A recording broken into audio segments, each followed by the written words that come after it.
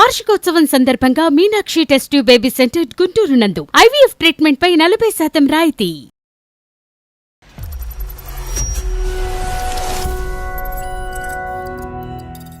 Problem ఏంటంటే sir, మా బావ సార్ సొంతం వైఫ్ లాగా కేర్ చేస్తాడు సార్.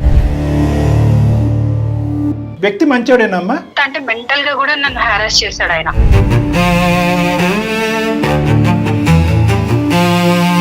మా నాన్న చాలా స్ట్రిక్ట్, మా అమ్మ చాలా స్ట్రిక్ట్ అనే చూసాం. ఇక్కడ చిన్నప్పటి నుంచి బావ చాలా స్ట్రిక్ట్ అనే పరిస్థితి వచ్చింది. బావ వరకు ఓకే, పెళ్లికి నేను రెడీగా లేను బావతో అనే విషయం ఎప్పుడైనా చెప్పారా? నాకు ఇక్కడ ఒక అతనితోనే పరిచయం ఉందండి, నా కొలికే. అదేలేండి, అతను ఆడుకునే క్రికెట్ బ్యాట్ లాంటిదాను నువ్వు, అంతే. సూసైడ్ ఒక ఇష్యూని మనం రిజాల్వ్ చేసుకోలేదు ఇప్పటికొచ్చి. ఇక్కడ వాడి వేడిగా ఉన్నప్పుడు నువ్వు అటువంటి అడిగేయటం అనేది ఎంతవరకు సమర్థించవచ్చు మనం? ఇట్లా నేను ఒక అబ్బాయిని ఇష్టపడుతున్నాను చెప్పేస్తాను, వచ్చి బాగా కొట్టేసాడు. చెడు అన్నావు కదా, ఈ క్యారెక్టర్ గురించి చెడు ప్రచారం చేయటం. సంజయ్ గురించి చెప్పాను కదా. ఎన్నిసార్లు చెప్పాలి నీకు ఆ వ్యాటర్ తీసుకోవడం మ్యాటర్ రిచువల్ గా కలగబడతాను నీకేమన్నా. నేను నీ మొగుడిని అంటే కనుక అందరూ సో అండ్ సో ఆర్ మొగుడు వైఫ్ అని అనుకున్నారు, కానీ ఈ అమ్మాయి ఎప్పుడు అలా అనుకోలేదండి. బావా నిన్ను నేను పెళ్లి చేసుకోవడం ఇష్టం అని లేదు స్పష్టంగా చెప్పావా? ఇలా చెప్పడానికి కన్నా నేను చిన్నప్పటి నుంచి నేను ఇంతగానం గాఢంగా అమ్మాయి నాకు భార్య అనుకున్నప్పుడు ఫస్ట్ చెప్తే నేను ఇంతగానం డీప్ వెళ్ళను కదా సార్. ఇప్పుడు నువ్వు కాదు నాకు అబ్బాయి కావాలంటే నేను ఎలా అనుకోని చెప్పండి. 26 years పాటు నేను లవ్ చేస్తున్నటువంటి ఒక అబ్బాయిని 1.5 years బ్యాక్ చెప్తావా బావా నాకు ఉద్దేశం లేదని? ఈ అబ్బాయి ఒక కొత్త జీవితాన్ని చూపెట్టిన తర్వాత మీ ఇద్దరి మధ్యన ఒక లవ్ స్టోరీ స్టార్ట్ అయిన తర్వాత హలో బావా ఐ డోంట్ లవ్ యూ, ఇది ప్రేమ కింద. అదేంటమ్మా మరి? ఆయన బహిరంగంగా నా భార్య అంటున్నప్పుడు నువ్వు నా భర్త కాదని నువ్వు కూడా అలాగే చెప్పాలిగమ్మా. వాళ్ళు ఊహించుకున్నారు, వీళ్ళు ఊహించుకున్నారు, అందరూ ఊహించుకున్నారు, లోకం అంతా ఊహించుకున్నారు, కాబట్టి నేను ఊహించుకుంటున్నాను. నువ్వు ఊహించుకున్న దానికి ఇప్పుడు మేమేలా చెప్తాం పరిష్కారం?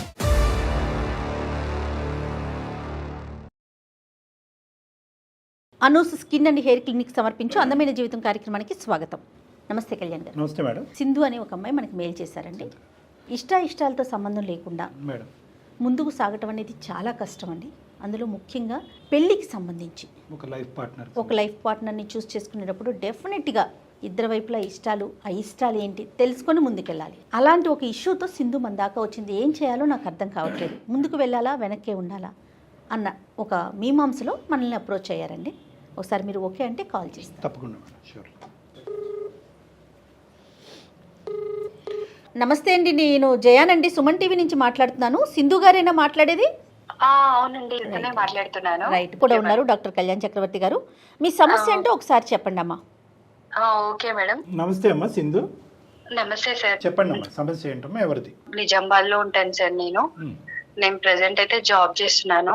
ప్రాబ్లం ఏంటంటే సార్, మా బావ సార్, మెయిన్ బావ సార్, తను పుట్టినప్పటి నుంచి తను చేసుకోవాలని మా పెద్దవాళ్ళు అనుకున్నారట. వాళ్ళు ఫిక్స్ అయిపోయినారు ఖచ్చితంగా తను చేసుకోవాలని చెప్పేసి. మా బావ కూడా మెంటల్ గా అదే ఫిక్స్ అయిపోయినాడు. ఎలా అంటే సొంతం వైఫ్ లాగా కేర్ చేస్తాడు సార్. అన్ని విషయాలలో నాకు ఎక్కడ ఫ్రీడమ్ లేదు తన వల్ల. చాలా అంటే చాలా ప్రాబ్లమ్స్ అనేటివి ఫేస్ చేస్తున్నా తన వల్ల. ఇక్కడ స్కూల్ డేస్ లో నాకంటే 2 years వరకు తను సీనియర్, సేమ్ స్కూలే. అసలు ఎక్కడ నేను ఫ్రీగా ఉండే సిచ్యువేషన్ నాకు కల్పించలేదు తను. ఎప్పుడు ఏదో ఒక ప్రాబ్లం, ఏది నాకు ఫోన్ ఉన్నా నా ఫోన్ తనే యూజ్ చేయాలి. మీ ఇద్దరి మధ్యన ఏజ్ గ్యాప్ ఎంతమ్మా నీకు బావకి మధ్యన? బావ పేరు ఏంటమ్మా? కిరణ్ సార్. ఏజ్ గ్యాప్ వచ్చి మా ఇద్దరి మధ్యలో 3 years ఉంటదండి. ఓకే. పేరెంట్స్ ఇలా అనుకుంటున్నారని చెప్పి నీకు ఎప్పుడు తెలిసిందమ్మా? ఊహ తెలిసిన కా నుంచి ఓకే, సో మొదటి నుంచి నీకైతే తెలుసు సార్. Right, okay. అంటే ఏంటమ్మా స్కూల్లో ఉక్కిరి బిక్కిరి అవ్వటం, నాకు ఫ్రీడమ్ లేకపోవటం అంటే ఏంటమ్మా? అంటే సార్ స్కూల్లో ఎలా అంటే సార్, నేను పక్కన వాళ్ళతో మాట్లాడినా ఆయన సహించుకోలేడు.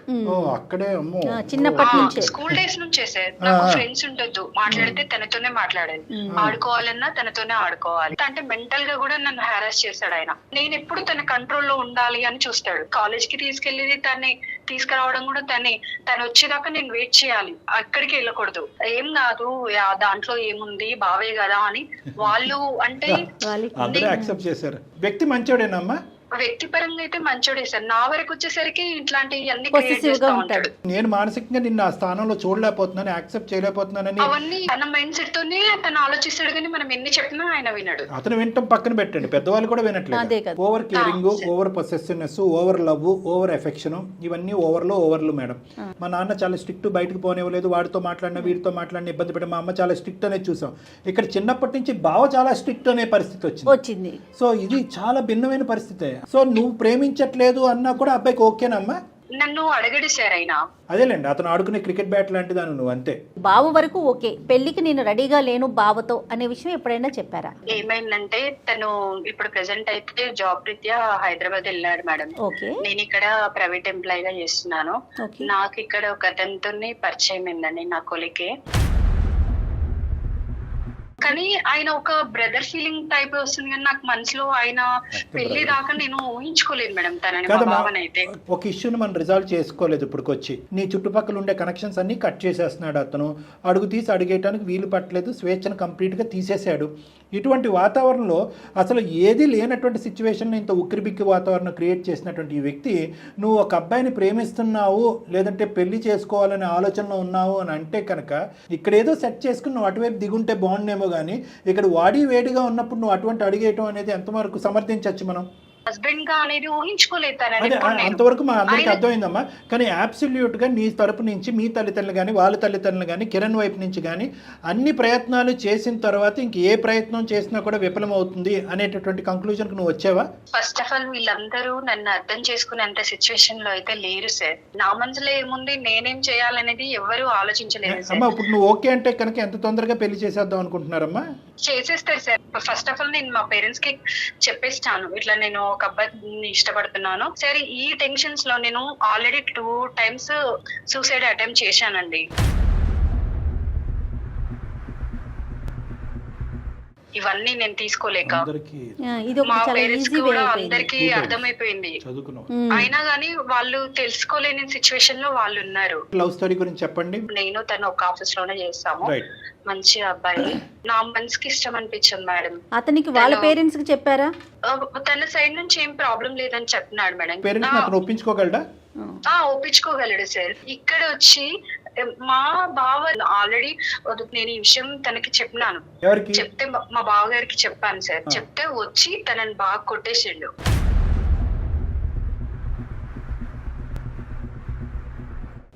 నువ్వు ప్రేమించిన అబ్బాయిని కొట్టాడమ్మా? బాగా గొడవలే అయిపోయి నా మీద ఎట్లాంటివి క్రియేట్ చేసిండంటే, ఈమె వాడితోని తిరిగేసింది, ఈమె మంచిది కాదు, ఈమె క్యారెక్టర్ బ్యాడ్ అని చెప్పేసి మళ్ళీ నన్ను ఎవరు పెళ్లి చేసుకోకుండా కూడా మా ఊర్లో అట్లా క్రియేట్ చేసిండు నా పైన. ఆయన మరి మళ్ళీ తన్నే పెళ్లి చేసుకోవాలి కదా, చేసుకుంటాడట. అదే కదా మేడం ఆయన ప్లాన్. మీ బావ మిగతా అంశాలన్నింటిలో మంచోడు అన్నావు కదా, ఈ ఫస్ట్ టైం ఈ రాక్షసత్వం అనేది చూపెట్టి క్యారెక్టర్ గురించి చెడు ప్రచారం చేయడం, క్రూరంగా ఆలోచిస్తాడా అన్నది అప్పుడు అర్థమైంది సార్ ఆయన గురించి. ఇందాక నేను ఒక మాట అన్నాను కదమ్మా, ఒక ఇమాజినరీగా ఊహించుకుంటూనే నీ జీవితాన్ని ఇలా కట్టుదిట్టం చేస్తున్నాడు. వాస్తవానికి నిజంగా ఒక వ్యక్తి నిన్ను పెళ్లి చేసుకోబోతున్నాడు లేదంటే నువ్వు ప్రేమించావు అని అనుకుంటే కనుక అతనిలో ఉండేటటువంటి అసలు సిసలైనటువంటి రాక్షసత్వం బయటకు వస్తుంది అని చెప్పాను కదా. నేను అన్న మాటను నువ్వు వాస్తవం చేస్తావు. అదే ఊర్లో అసలు బయటికి వెళ్ళలేని సిచ్యువేషన్. భావంతో ఎక్కడ పెళ్లి అయిపోతుంది, భావం మీద ఉండేటటువంటి అయిష్టతో సడన్ గా ఇప్పుడు ఈ అబ్బాయి పరిచయం అవటం, ఈ అబ్బాయిని ప్రేమించటం, ఆదరాబాదరాగా ప్రేమించేయటం, అదేమన్నా జరిగిందా? ఇక్కడ వీళ్ళు వెళ్ళి నన్ను ఇంకో పెళ్లి చేసేస్తారో అనేటటువంటి ఆదరాబాదరాగా పరిగెట్టే ప్రయత్నంలో ఈ అబ్బాయిని నువ్వు కనెక్ట్ అయ్యావా? లేదు సార్, నా ఇష్టపూర్వకంగానే మేమిద్దరం లవ్ చేసుకున్నాం సార్. మరి అబ్బాయి వాళ్ళ పేరెంట్స్ ఇంకా చెప్పలేదు, వాళ్ళు డిక్లైన్ చేస్తే అప్పుడు నీ పరిస్థితి ఏంటి? తను ఒప్పించుకోగలనని చెప్పేశాడు. సరే, నీ వరకు అయితే నువ్వు గ్యారంటీ ఇస్తున్నావు ఈ అబ్బాయి తరపున కానీ మీ ఇద్దరి మధ్యన ఉన్న ప్రేమకు కానీ ఆ అబ్బాయి వెళ్ళి వాళ్ళ పేరెంట్స్ ఒప్పించడం కానీ సైడ్ నుంచి ఏం ప్రాబ్లం లేదు సార్. నాకు మా వాళ్ళు మా బావ సెట్ అయిపోతే నాకు ఏం ప్రాబ్లమ్స్ లేవు. ముఖ్యంగా ఈ ఇష్యూకి మీ పేరెంట్స్ యొక్క రియాక్షన్ ఏంటి? మా పేరెంట్స్ ఎట్లా అంటున్నారంటే సార్, ఆ బావ ఇంత ప్రేమిస్తున్నాడు నిన్ను, ఇంత బాగా చూసుకుంటుండు అన్న థాట్ లోనే వాళ్ళు ఆలోచిస్తుంటారు సార్ ఎప్పుడు. కానీ నా గురించి అయితే వాళ్ళు ఆలోచించట్లేదు. వాళ్ళు అదే థాట్ లో ఉంటుండ్రు, నీ కోసమే కదా చేసేది, నేను ఇంత ప్రేమించే వాళ్ళు ఎవరు దొరుకుతారు ఇంకా అని అంటున్నారు మేడం. ఫ్యామిలీలో జీరో సపోర్ట్. కానీ ఈ రోజుల్లో కూడా ఇప్పుడు మేనరికాలు ఇవన్నీ చాలా ఇబ్బంది అంటున్నారు కదా డాక్టర్. రేపొద్దున్న పిల్లలకి చెప్పండి. మేనరికాలు మానసిక పరిస్థితులు, పిల్లలు పుట్టిపోయేటటువంటి పిల్లలకి ఇబ్బందులు మేడం, శారీరకపరమైన సమస్యలు వస్తాయి అనేది కూడా వాస్తవము. అది మీరు పట్టణంలో అడగండి, పల్లెలో అడగండి, అందరికీ తెలిసినటువంటి అంశం.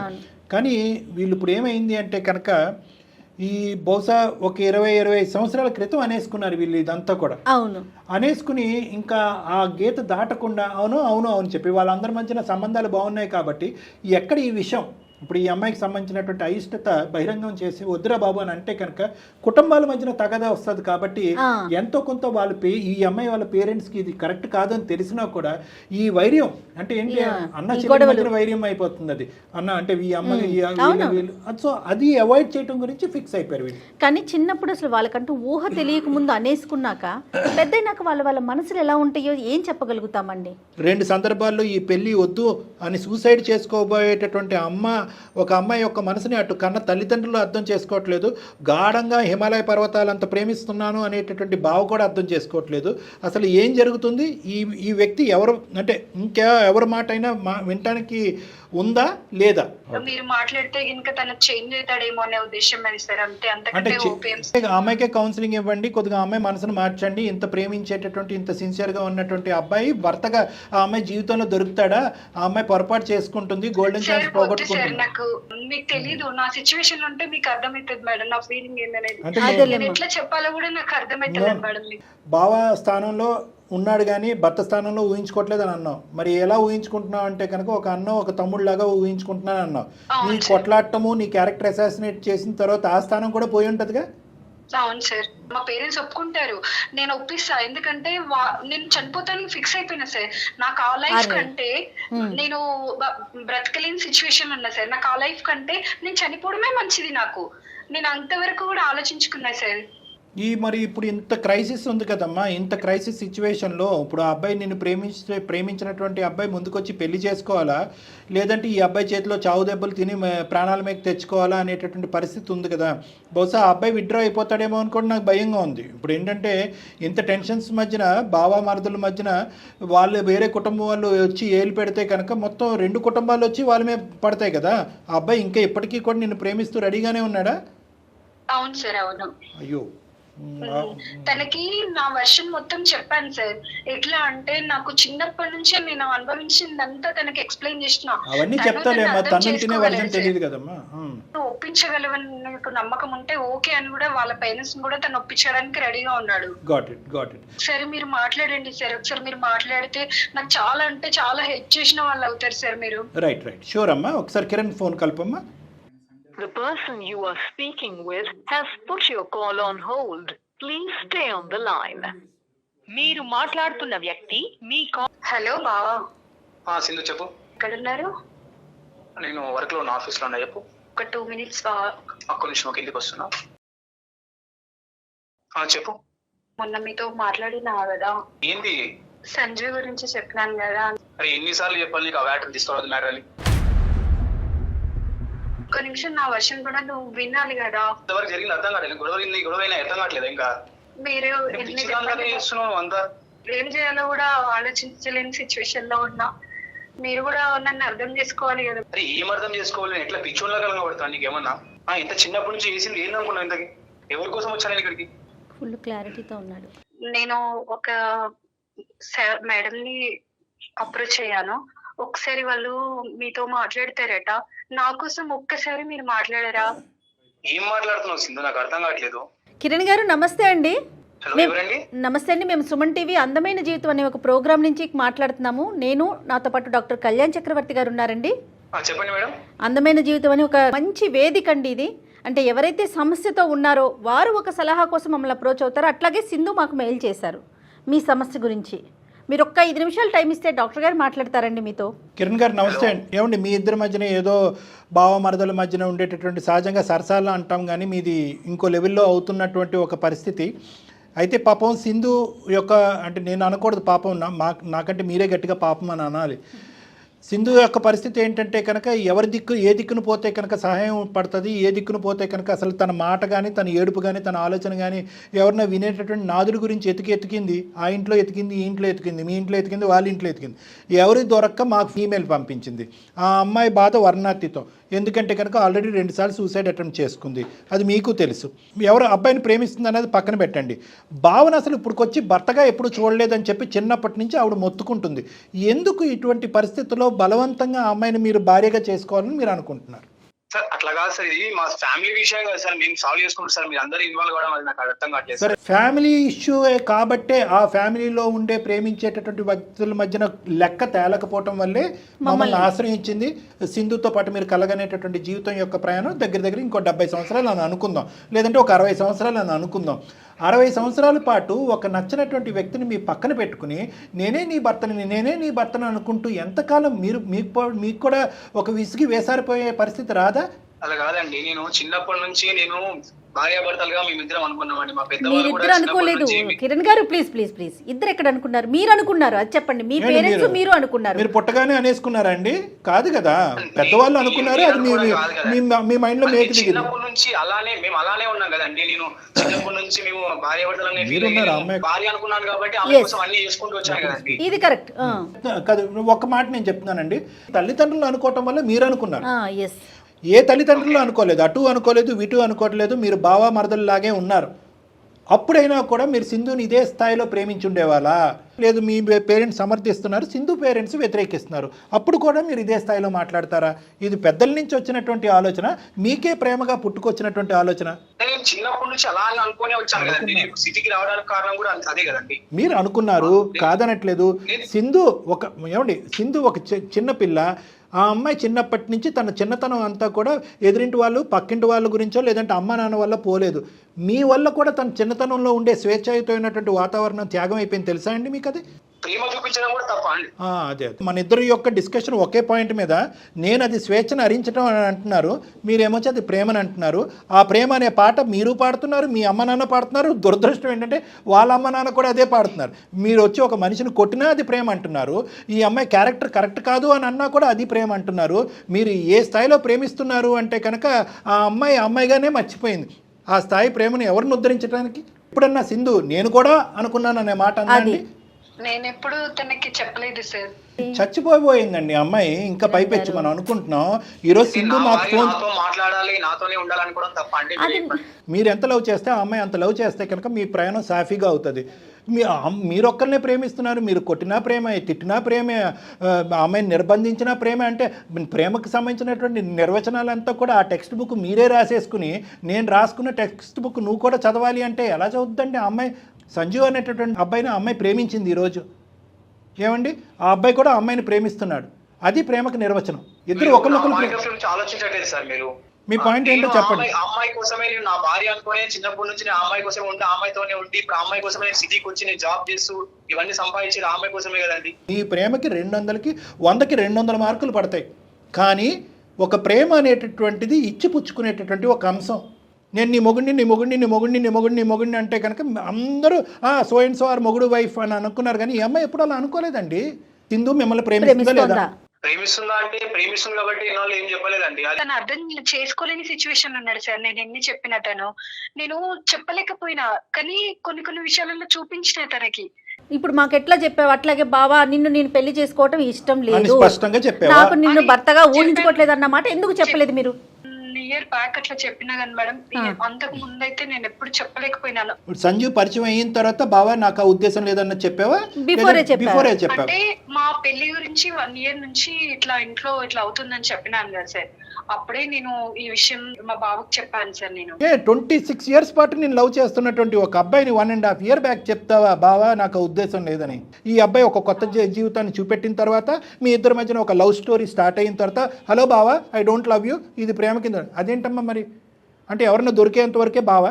ఆయన బహిరంగంగా నా భార్య అంటున్నప్పుడు నువ్వు నా భర్త కాదని నువ్వు కూడా అలాగే చెప్పాలిగమ్మా. 2 times సూసైడ్ అటెంప్ట్ చేసినప్పుడు తనకి అర్థమైంది, తనకి తెలుసు సార్. నాకు ఎలా తెలుస్తుంది సార్ అమ్మాయి ఇట్లాంటి నేను ఇంటికి వెళ్ళినప్పటి నుంచి నేను నా భార్య అనుకున్నప్పుడు మా మామ వాళ్ళందరూ అల్లుడు అంటే మా ఫ్యామిలీ వాళ్ళందరూ మీ ఇద్దరికి పెళ్లి అంటే నేను వైఫ్ గానే ఊహించుకుంటా కానీ నాకు ఎట్లా తెలుసు సార్ అమ్మాయికి నేను ఇష్టం లేదని చెప్పి నాకు అమ్మాయి చెప్తే తెలుస్తుంది కదా సార్. ఏమండి ఒకటి నేను ఇందాక నుంచి ఒకటి కింద మీద పడి చెప్పాలి అని ఏమనుకుంటున్నానంటే నేను ఊహించుకున్నాను అంటున్నారు కానీ మీరు ఊహించుకోలేదండి. అందరూ ఊహించుకున్నది మీరు ఊహించుకున్నారు.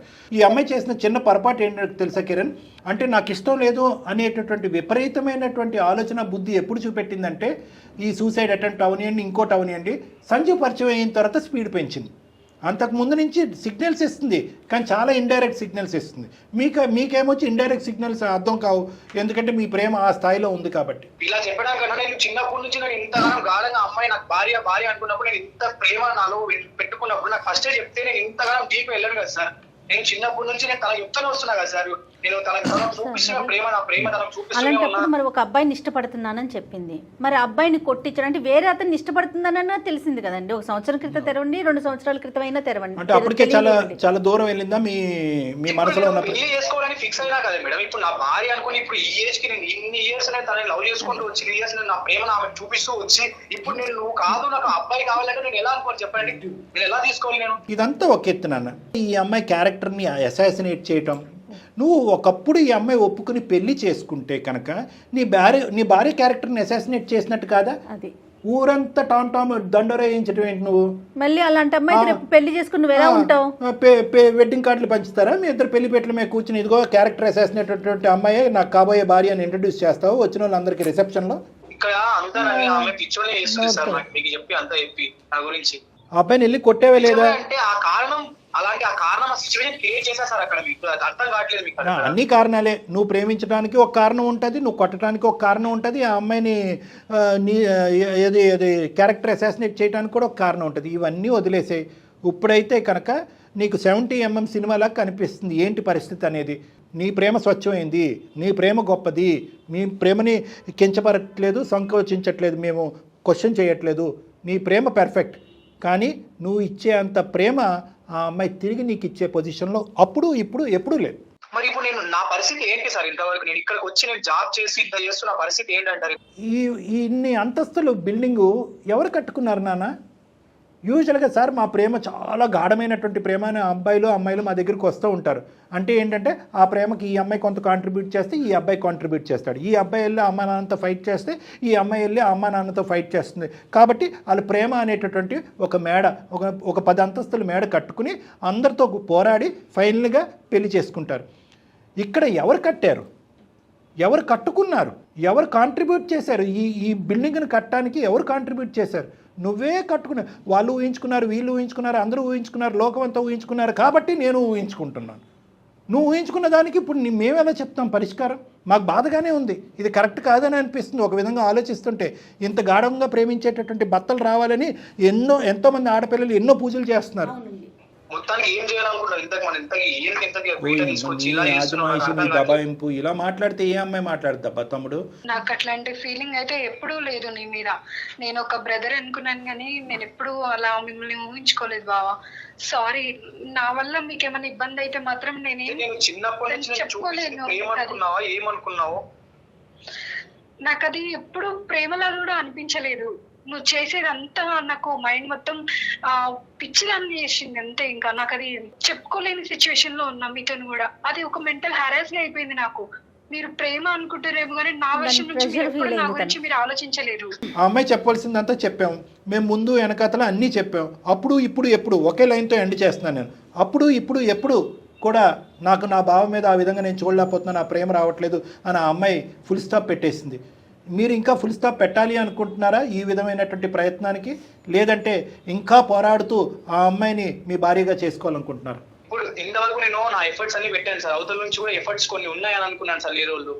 సో అమ్మాయి కూడా ఇప్పటి వరకు నాకు అన్నయ్య అని అన్న తర్వాత నేను ఇంకా దీన్ని నేను సాగరించాలని అనుకోవట్లేదు సార్. అండ్ నేను ఏదో చెప్పుకోగలుగుతా, ఇంకా దీన్ని నేను లాగదీయాలనుకోవట్లేదు. నా నుంచి మీకు ఏమన్నా ఇబ్బంది అనిపిస్తే సారీ, నేను ఇంకేం చెప్పలేను బావ మీకు.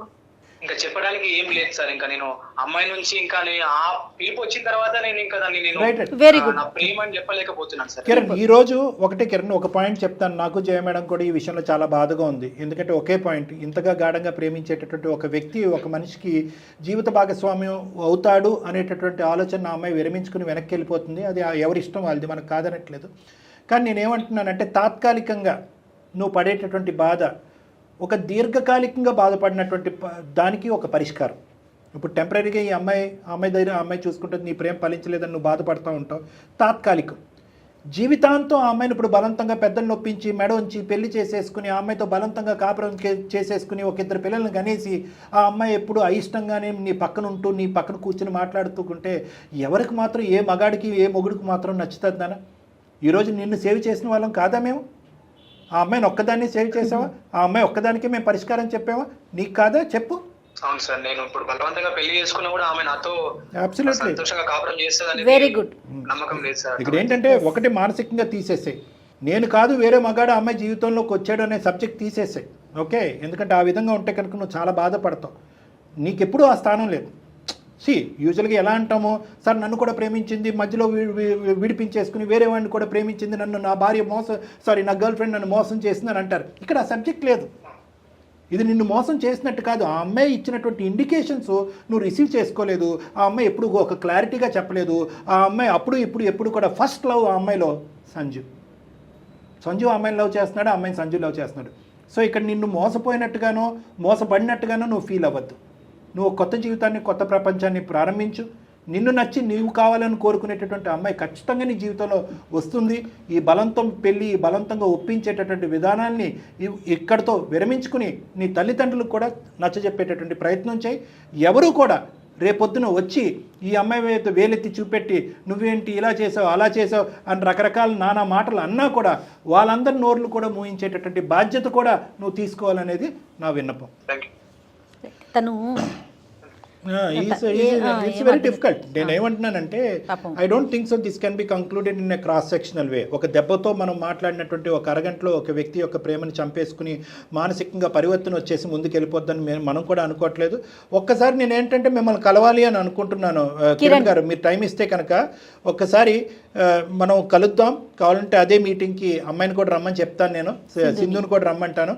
ఒక్కసారి ఫ్రీ అండ్ ఫెయిర్ మైండ్తో ఇంకా బలంగా డెసిషన్ తీసుకుందరు కానీ. తప్పకుండా sir. Right, thank you very much. Thank you so much అండి. ఇక్కడ స్పెషల్ థ్యాంక్స్ మీకే చెప్పాలి కిరణ్ గారు, ఎందుకంటే డాక్టర్ గారి మాట విన్నవించి మీరు విని వెంటనే ఒక మంచి డెసిషన్కి వచ్చారండి. సూపర్. ఓకే సింధు. సార్ ఇప్పటి వరకు నేనేం చెప్పినా తను వినిపించుకోలేదు. మీ వల్ల నాకు ఇది హెల్ప్ అయింది. చాలా థ్యాంక్స్ సార్, మీకు చాలా రుణపడి ఉన్నా నేను. తను మాట్లాడితేనంటే ఖచ్చితంగా నేను మాట్లాడగలుగుతాను. మీరు చెప్పలే కాబట్టి ఖచ్చితంగా వింటాను సార్ నేను. ఎందుకంటే ఇంకొకసారి నేను ఎందుకు మిమ్మల్ని ఇద్దరిని రమ్మన్నాను అంటేనమ్మా, ఒక వైఫ్ అండ్ హస్బెండ్గా మీరిద్దరూ ఒకళ్ళు ఊహించుకోవటం అనేది ఇక్కడితో ఆపేయటం ఒక్కటే కాకుండాని ఈ బంధాలని కొనసాగాలి. ఎందుకంటే మీ ఇద్దరి యొక్క భావ మరదలు అనేటటువంటి ఒక ఇష్యూ ఒకటే కాదు, ఇది 2 కుటుంబాలకు సంబంధించినటువంటి అంశం కూడా. సో ఇది ఇప్పుడు వరకు జరిగినటువంటి ఒక సొల్యూషన్ 50%. రెస్ట్ ఆఫ్ ద 50% ఏదైతే కనుక అక్కడ అన్నా చెల్లెల బంధం అనేది ఉంది పైన. సో ఆ బంధాన్ని కాపాడేటటువంటి ప్రయత్నం, అక్కడ మనస్పర్ధలు రాకుండా నాకు ఇష్టం లేదు ఎవరి జీవితం వాళ్ళది అనే విధంగా ఆ 2 కుటుంబాలని మధ్యన మనస్పర్ధలు రాకుండా కట్టిపెట్టేటువంటి ప్రయత్నం మీ ఇద్దరి చేతుల్లో పెడుతున్నాను. కాబట్టి ఒకసారి మీరు వచ్చి నా దగ్గర కలవండి. సరే సార్, తప్పకుండా వస్తాను. Right, okay. చాలా అంటే కిరణ్ కూడా వెంటనే అమ్మాయి అన్న మాటలకి షాక్ అయ్యాడండి. ఇన్ని రోజులు తను కూడా ఓపెన్గా చెప్పినట్టు అనిపించలేదు, ఏదో భావాలతో వ్యక్తపరిచాను అట్లా అంటోంది, కానీ తన మనసులో ఇంత ఫీలింగ్ ఉంది, నన్ను ఒక బ్రదర్గా చూస్తోంది అనేసరికి ఆ అబ్బాయి కూడా కాస్త షాక్ భయంతో చెప్పలేకపోయింది. అమ్మాయి మాటతో పాటు ఈ రోజు మన మాట కూడా కలిసేటప్పుడు ఆ అబ్బాయికి రియాలిటీ అర్థమైంది. అవును. సో ప్రాక్టికల్గా ఒకసారి మీ దగ్గరికి వచ్చారనుకోండి, మరి కాస్త ఇంకా క్లియర్గా ఉంటారేమో బహుశా. Absolutely madam. రైట్ కళ్యాణ్ గారు, నమస్తే.